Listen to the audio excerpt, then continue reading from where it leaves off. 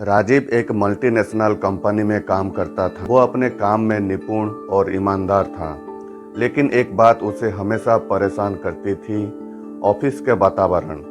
कोई भी समस्या आती तो लोग सबसे पहले शिकायत करने लगते। कोई कहता है कंपनी में प्रोसेस बहुत स्लो है, कोई कहता सिस्टम ही खराब है, कुछ तो कहते यहाँ मेहनत करने का कोई फायदा नहीं। राजीव शुरू में इन सब बातों में ध्यान नहीं देता था, लेकिन धीरे धीरे ये नेगेटिव सोच उसके मन में भी घर करने लगी। एक दिन वो अपनी टीम के साथ एक प्रोजेक्ट पर काम कर रहा था, जो बार बार सिस्टम एरर की वजह से रुक जाता था। टीम के बाकी सदस्य चाय पीने चले गए और राजीव अकेला बैठा सोचने लगा, क्या मैं भी सिर्फ शिकायत करता रहूं या कुछ ऐसा करूं जिससे सच में कुछ बदले।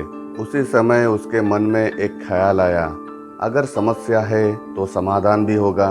उसने सिस्टम एरर की रिपोर्ट्स को ध्यान से पढ़ा, लॉग्स को चेक किया और देखा कि एक छोटा सा कोड बग बार बार दिक्कत पैदा कर रहा है।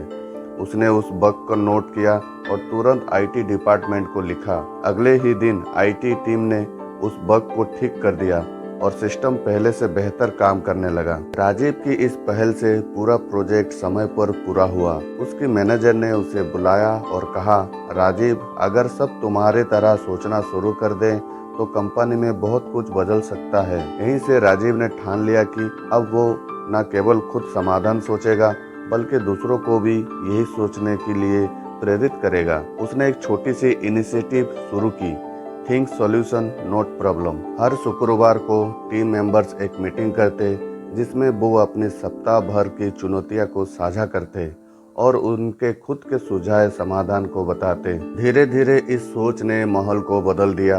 अब लोग शिकायत करने से पहले सोचते, क्या इसका कोई तरीका है जिससे हम खुद इसे ठीक कर सकते हैं। ऑफिस में सकारात्मक बढ़ गई, प्रोडक्टिविटी में इजाफा हुआ।